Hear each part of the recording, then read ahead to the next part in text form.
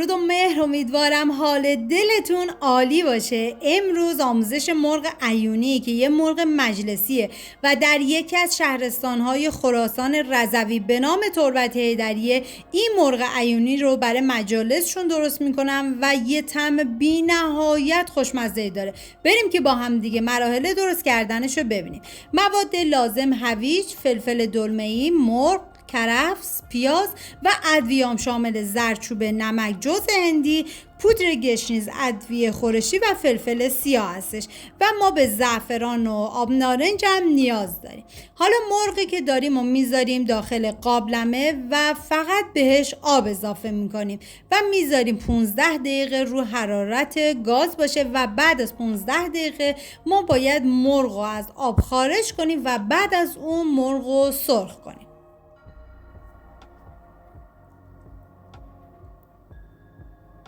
این مراحلی که بهتون میگم ما حتما انجام بدین و فکر میکنم که راز خوشمزگی این مرغ همین مراحلیه که باید منظم انجامشون بدید. حالا کرفسی که داریم ما طبق تصویر ریزش میکنیم و میذاریمش کنار. ببینید طعم این مرغ واقعا با مرغ‌های دیگه خیلی فرق میکرد و فکر میکنم راز خوشمزگیشون همین موادشون باشه. حالا هویجی که داریم ما باید کاملا خلالیش کنیم و بعد از اون فلفل دلمه‌ای.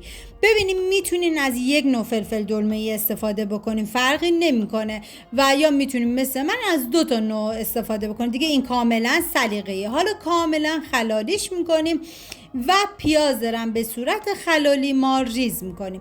بعد اینکه تمام این مواد آماده شدن ما میذاریم کنار و میریم برای مرحله بعدی که داخل تابه ما بهش روغن اضافه میکنیم و مرغ‌هایی که گذاشتیم 15 دقیقه روی گاز، حالا من خارجشون کردم و میذارم تا مرغ‌های من سرخ بشن. مرغا که تقریبا کمی سرخ شدن حالا باید بهش زعفران اضافه بکنیم و دوباره بذاریم مرغتون کاملا سرخ بشه. این بی نهایت خوشمزش میکنه. و حالا من میذارم مرغام سرخ بشه و بعد از روغن جداشون میکنم. داخل تابه 2 قاشق غذاخوری من کره اضافه کردم و بعد از اینکه داغ شد من بهش پیازهایی که ریز کرده بودم و اضافه میکنم و هم میزنم تا پیازها کاملا با کره مخلوط بشه و تفت بخوره.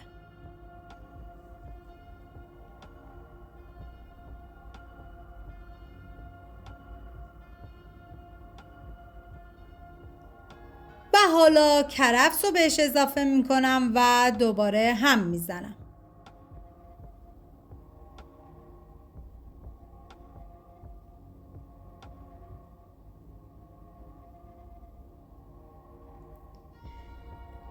و حالا هویجی که ریز کرده بودیم بهش اضافه میکنیم و دوباره هم میزنیم تا کاملا با بقیه مواد ترکیب بشه. واقعا این مرغ یک طعم عجیب و بی نهایت خوشمزه و با مرغ‌های دیگه واقعا فرق میکرد، انقدر که خوشمزه بود. حالا نوبت اضافه کردن ادویه ها، پودر گشنیز، زردچوبه، فلفل سیاه، ادویه خورشی رو میتونین از عطاری‌ها تهیه بکنید و نمک و ادویه‌ای که باید باشه و خیلی مهمه این جوز هندیه. جوز هندی رو بهش اضافه میکنیم و هم میزنیم تا کاملا با هم دیگه ترکیب بشن و میذاریم تا ادویه ها تفت بخورن و عطر ادویه ها آزاد بشه.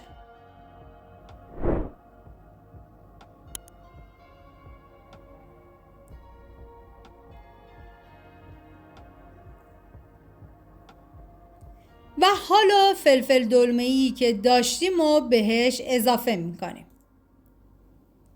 و دوباره هم میزنیم تا با هم دیگه مخلوط بشن.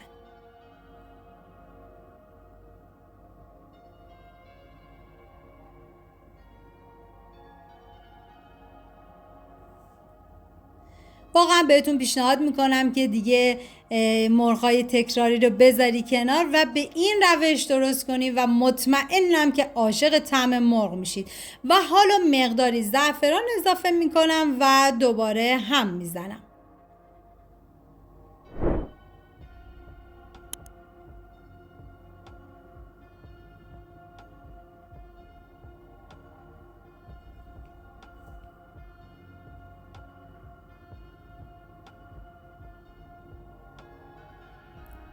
و حالا ما باید ربو بهش اضافه بکنیم که من وسط تابه رو باز میکنم و ربو بهش اضافه میکنم و میذارم تا رب به من کمی تفت بخوره و بوی خامی رب گرفته بشه.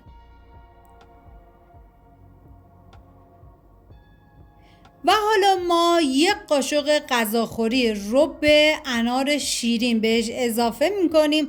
ببینید اصلا نگران نباشید که بگین که مثلا مرغ ما شیرین میشه، به هیچ عنوان. ما چون آخرم از چاشنی آب نارنج استفاده میکنیم اصلا این طعم این مرغو استثنایی میکنه، واقعا بی نهایتم خوشمزه. حالا من میذارم تا کمی تفت بخورم و بعد از اون با بقیه موادم مخلوط میکنم.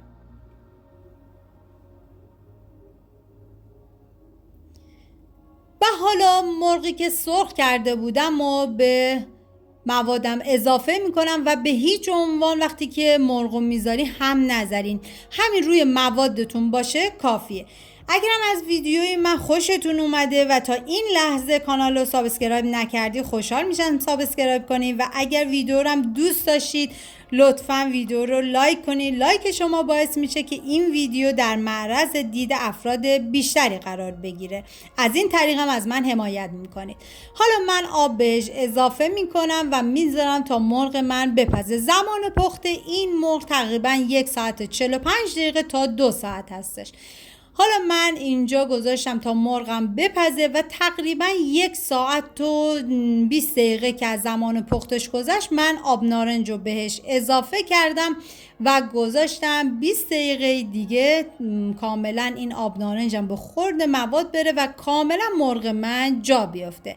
و بعد از دیگه 1 ساعت و 45 دقیقه مرغ من آماده شد. شما فقط رنگ و لعاب این مرغ رو ببینید که بی نهایت خوشمزه و واقعا طعمش با بقیه مرغ ها کاملا متفاوته. پس بهتون پیشنهاد میکنم که درست کنین و از خوردنش در کنار عزیزانتون نهایت لذت رو ببرید.